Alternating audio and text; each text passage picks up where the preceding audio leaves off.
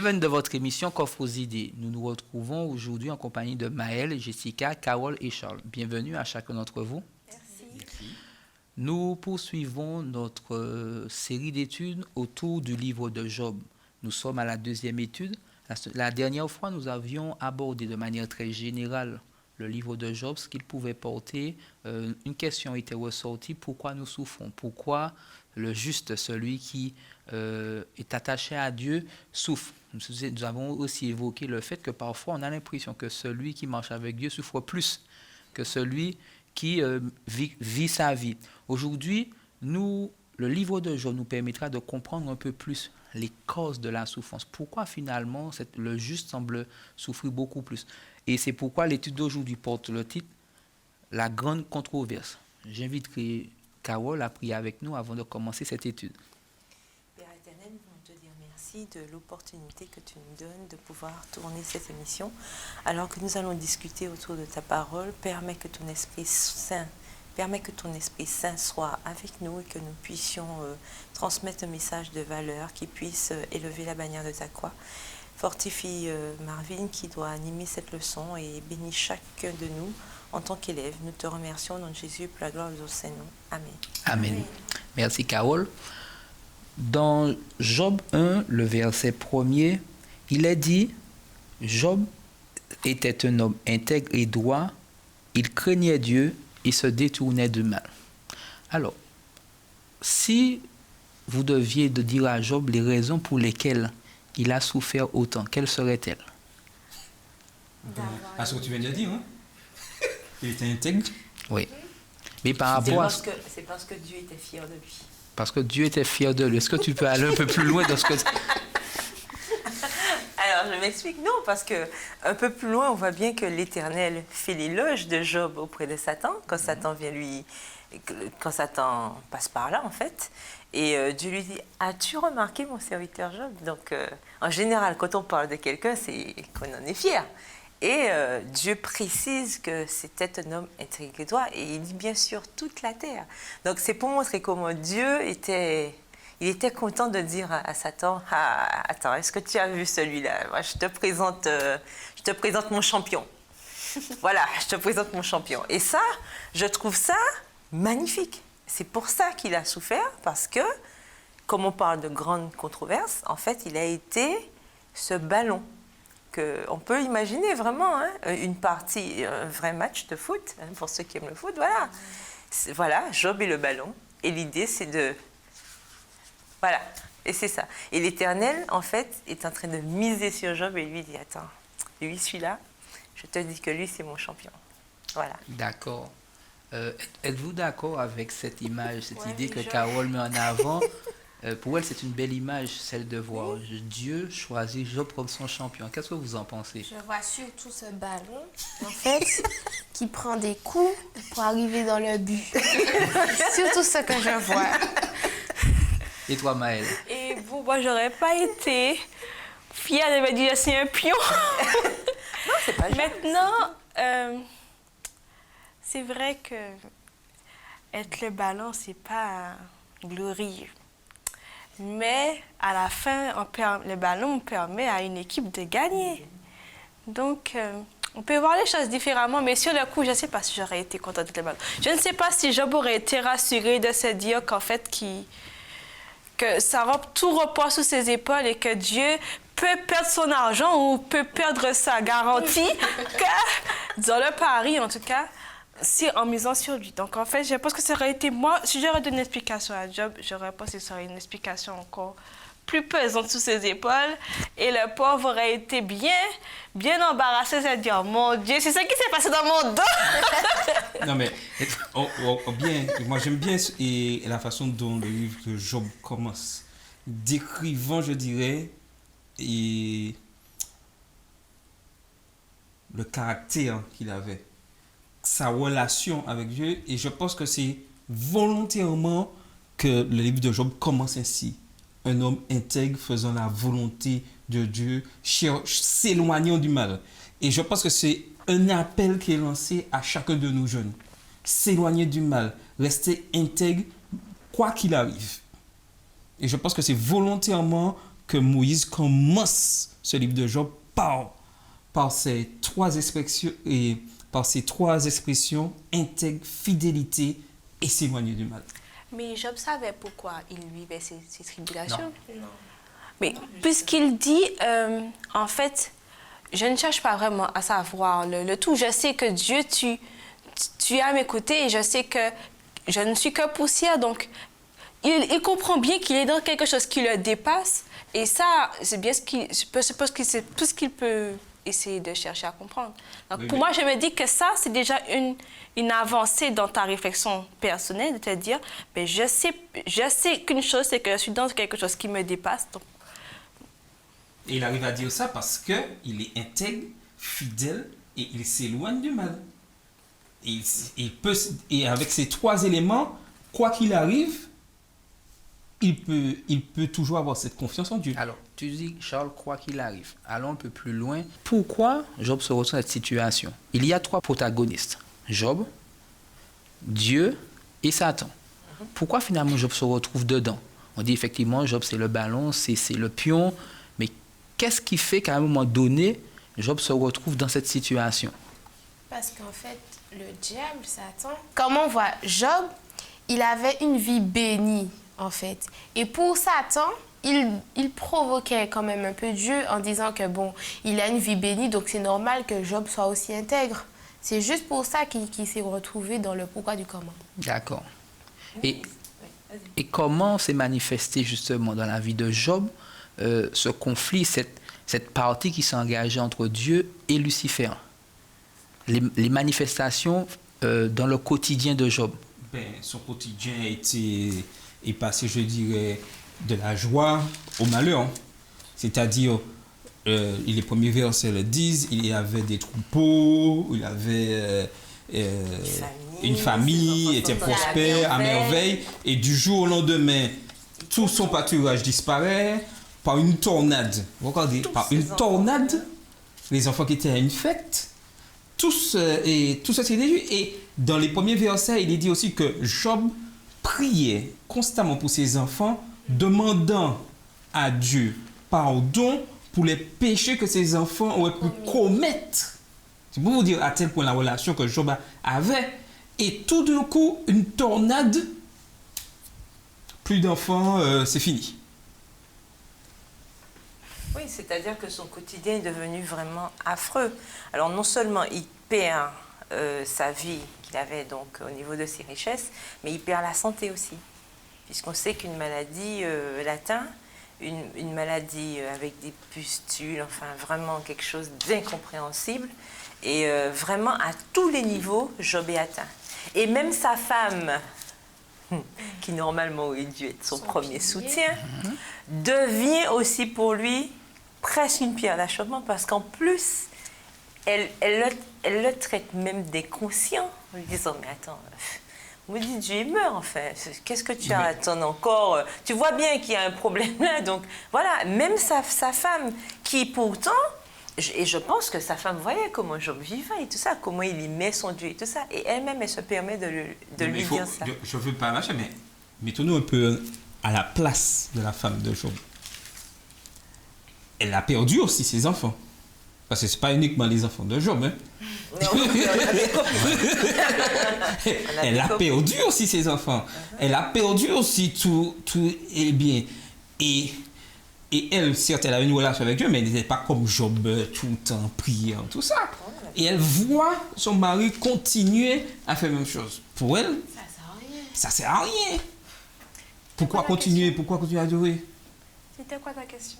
Non, la question c'était comment ce conflit entre Lucifer et Dieu s'est-il manifesté de manière concrète dans la vie de Job.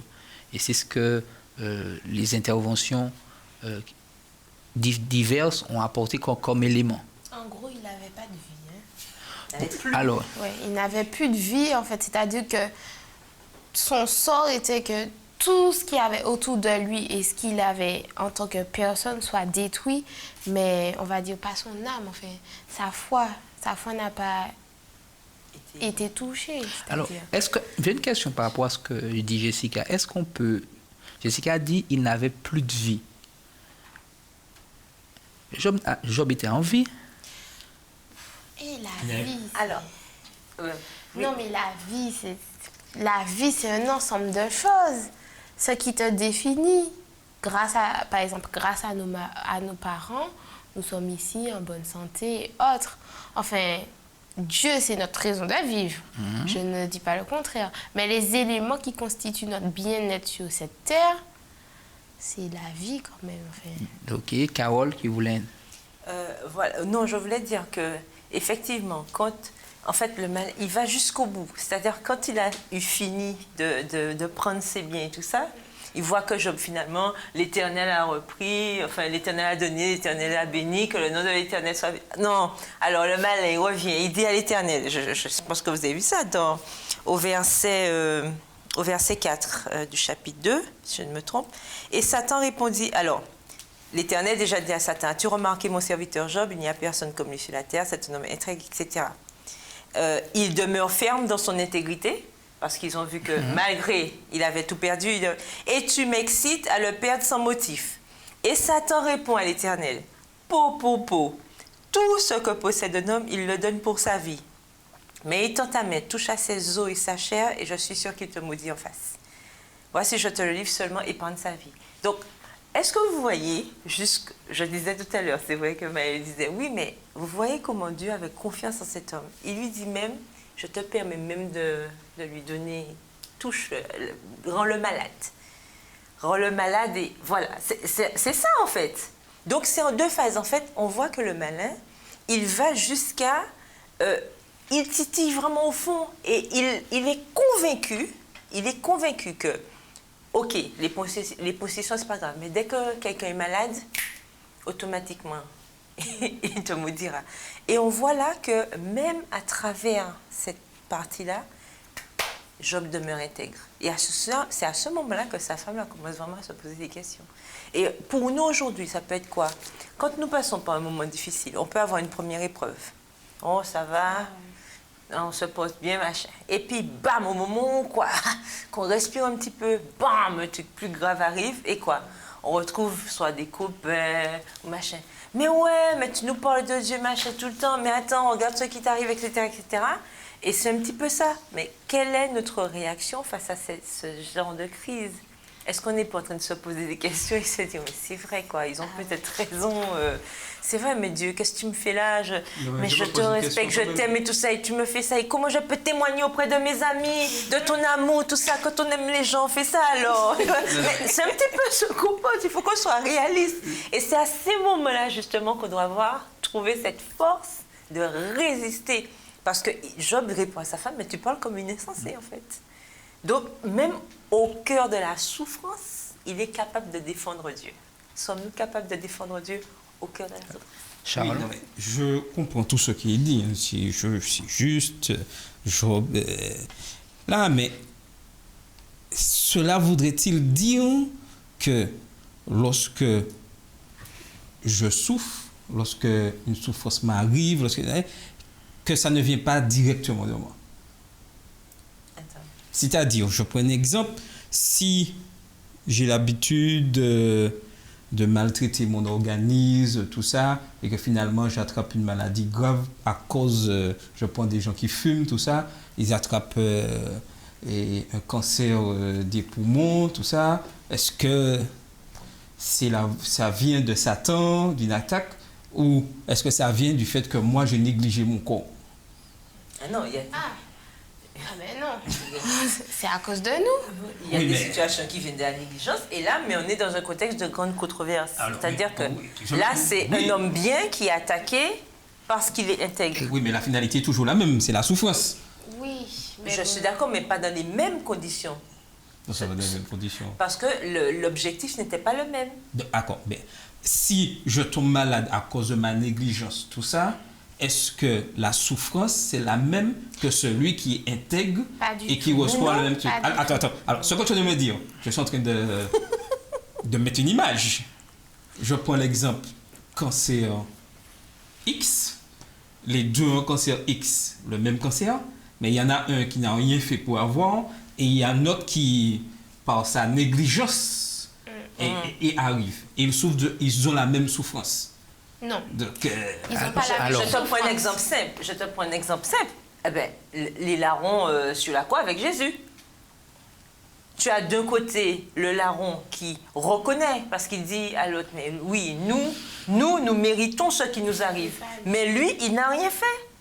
Donc, tu as deux cas de personnes qui sont tous les deux dans la même situation, mais l'un voit les choses autrement que l'autre. L'autre se rend bien compte que lui, c'est l'auteur du salut. Avec lui, je peux arriver quelque part, tandis que l'autre dit, bon, voilà. oui, non, mais ça veut dire, C'est ça. mais vous n'avez pas répondu à la question.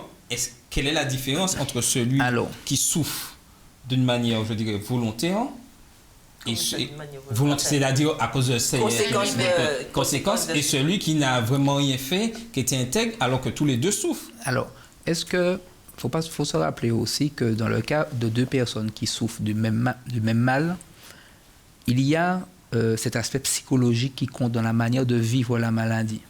Quand on prend l'expérience de Job, le texte de départ nous dit que Job était un homme intègre, droit et qui craignait Dieu. Et se détournait. En d'autres termes, Job avait une vie qui manifestait son attachement à Dieu. Et on peut croire que dans tous ces malheurs, dans toute sa souffrance était encore pire que celui qui finalement avait causé son tort. Quelqu'un qui cause son tort, après, ça dit, oui, si j'avais su, si je n'avais pas fait, cette détresse psychologique, parce que Job, physiquement, il avait été atteint, mais psychologiquement, je ne sais pas si vous voyez ça au travers. Parce que quand on lit l'expérience de Job, on a l'impression que les choses arrivent tellement rapidement.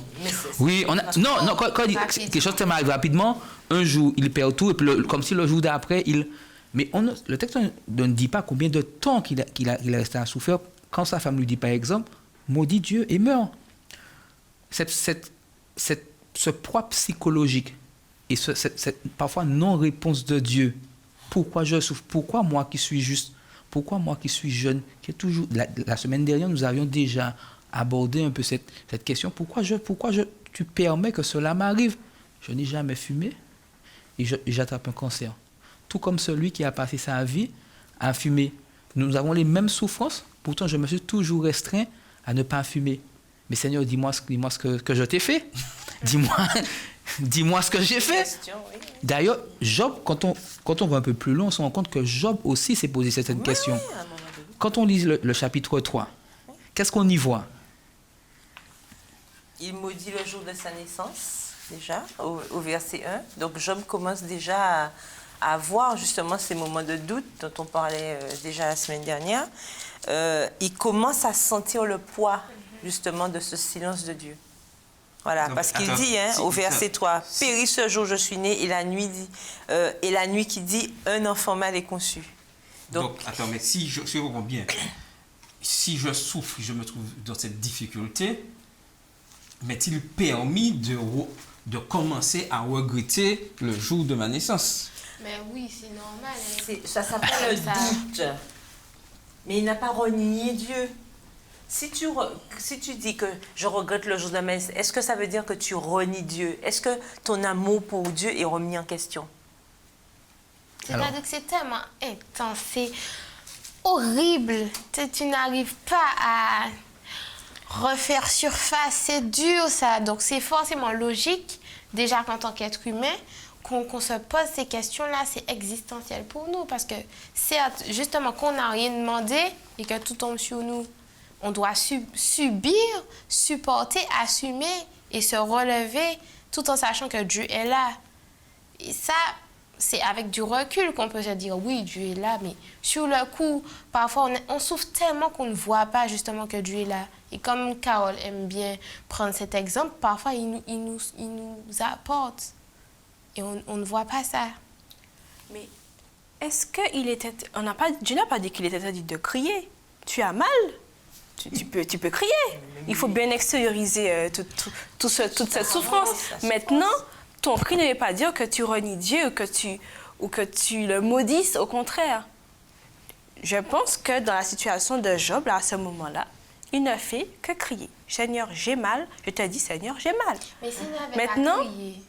il bien dit, Seigneur, j'ai mal. Il faut bien qu'il exprime ce qu'il ressent au Seigneur. Donc, dire qu'il le fasse auprès de Dieu, c'est déjà un miracle. Ah oui. Donc, je pense que nous, quand nous souffrons, nous pouvons venir à Dieu et lui dire, Seigneur, voilà, j'ai mal à tel endroit, ça fait tellement mal, mais bon, allez, on va saisir, et puis Seigneur, aide-moi. À ce moment-là, on ne maudit pas Dieu, mais on peut exprimer à Dieu ce qu'on a mal ou ce qui ne va pas.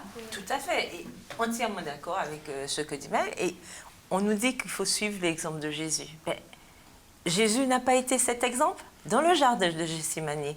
Au moment où il suit des grumeaux de sang, je ne sais pas si vous vous rendez compte, quoi. C'est-à-dire que le stress est à son comble, d'accord? Qu'est-ce qu'il dit à son père?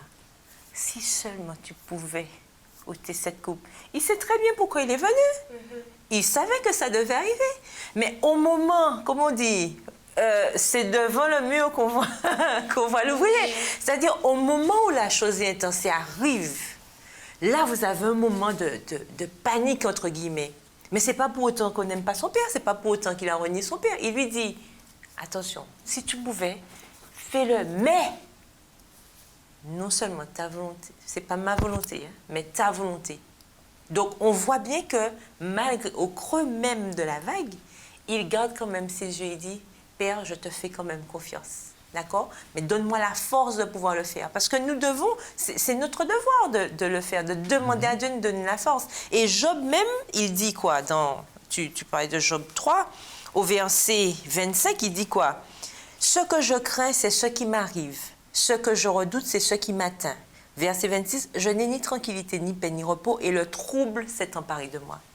Et il avoue qu'en ce moment, vraiment, ça va pas, ouais, c'est dur, mais à aucun moment il dit je maudis Dieu ou quoi que ce soit. Donc, non, si je c'est comprends bien, lui. si je comprends bien, il m'est permis de la souffrance d'être troublé, D'avoir des doutes.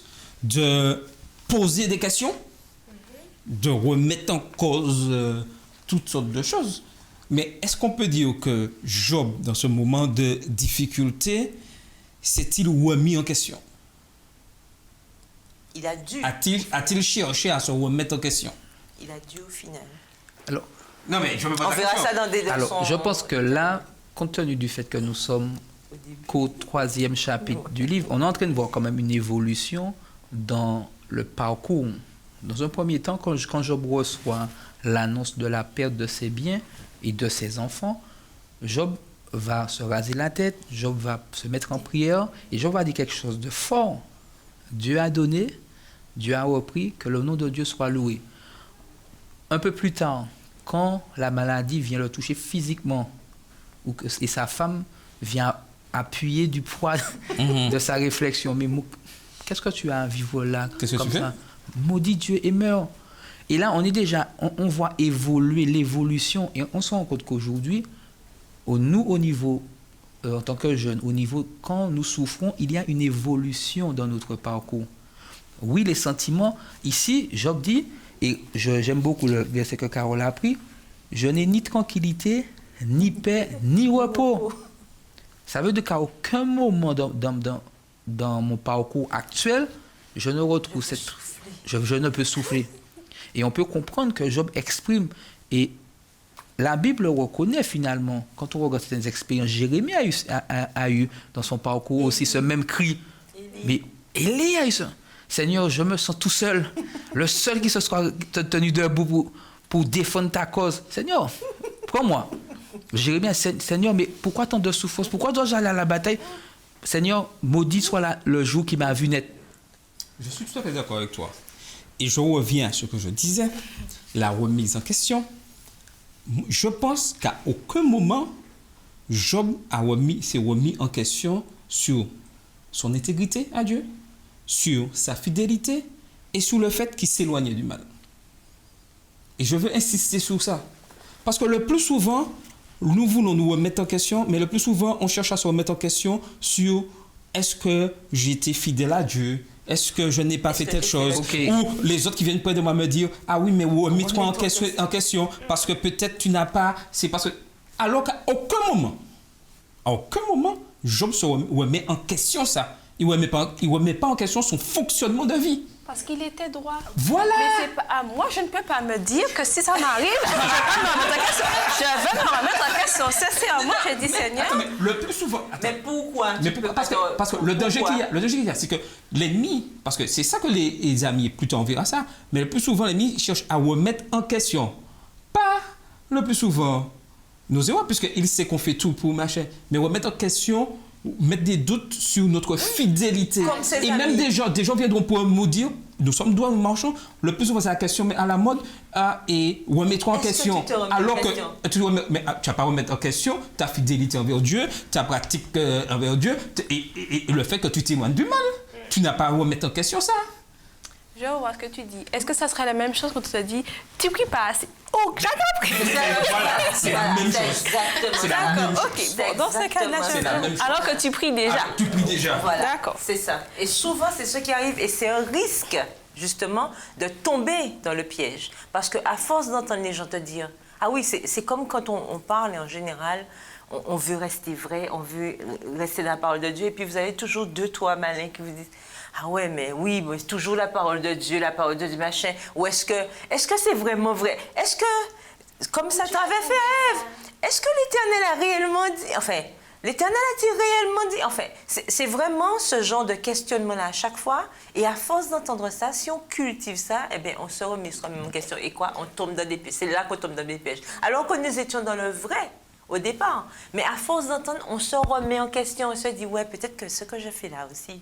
c'est pas bien, peut-être que je parle trop de la Bible, peut-être que je suis trop, on n'arrête pas de se dire ça et au final, on commence à glisser au fur et à mesure. Pourquoi? Et on se retrouve à faire comme les autres. J'aimerais lire une portion du guide d'études à la partie de mercredi qui dit « Lors d'une crise, rien de plus facile pour les membres de la famille, des amis, les spectateurs d'abonder en explications. Une bonne partie de leur intervention peut hélas accroître la souffrance de ceux qui sont éprouvés. La femme de Job suggéra à celui-ci de maudire Dieu. Dans Job 2, verset 9, quant à ses amis, il suggérait qu'ils souffraient parce qu'ils le méritaient. Job 4, verset 24. Voilà. Et c'est vrai que ça exprime très clairement ce que vous disiez tout à l'heure là. Pourquoi? Mais est-ce que tu n'as pas fait quelque chose? Et Charles, c'est vrai, maintenant je comprends mieux en fait le sens de ta question. C'est parce que Job se savait intègre. Maëlle, par contre, tu as dit, est-ce que moi, si moi...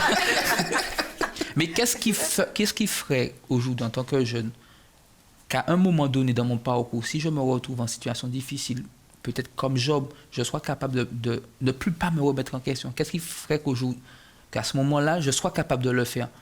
Parce que comme Job, nous aspirons à la tranquillité. Ce qu'on espère ne pas avoir, c'est ce qui pourrait nous arriver. Alors. Ça, c'est la question. Hein? C'est ta relation avec Dieu. Ouais. Déjà, il faudrait qu'on ait une relation, on va dire, avec Dieu comme si c'était notre ami, mes meilleurs amis, enfin. Voilà. C'est ce qui définirait, je pense. Non, Maëlle? Oui, mais je suis d'accord. Alors, je vais inverser la situation. Le plus souvent, on se met à la place de Job.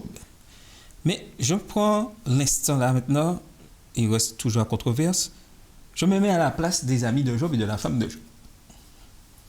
Pourquoi souvent j'aime bien chercher une explication à ce qui arrive à mon frère? Vouloir lui dire, mon frère, si ce que tu es arrivé là, c'est parce que tu n'as pas fait ci, tu n'as pas fait ça, tu n'étais pas ça. Voilà, le résultat, c'est ça. Est-ce que des fois, nous ne le faisons pas? Cherchant à expliquer L'inexplicable. l'inexplicable. Voilà.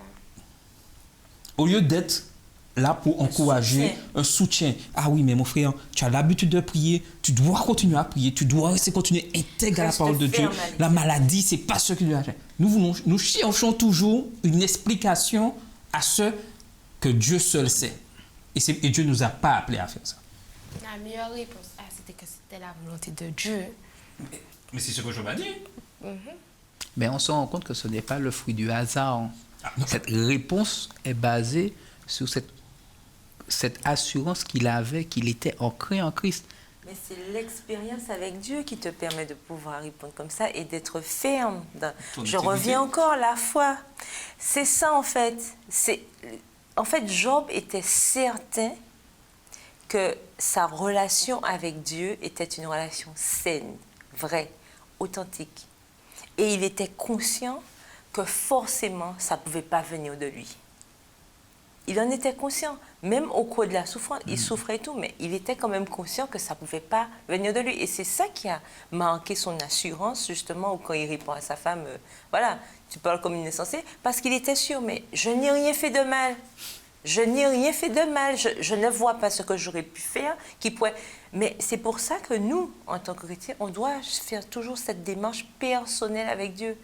Parce que ce qui nous empêche d'être ébranlés lorsque quelque chose nous arrive et que certains veulent venir nous piquer à droite, à gauche, justement chercher des explications parce qu'ils se prennent pour Dieu, entre guillemets, ben c'est nous, c'est ma relation avec Dieu qui pourra me permettre de rester droite et dire, non, vous pouvez dire ce que vous voulez, en tout cas moi, je sais que ça doit me dépasser cette affaire-là. Puisqu'on nous dit bien, la Bible nous dit, nous n'avons pas à lutter contre la chair et le sang, n'est-ce pas?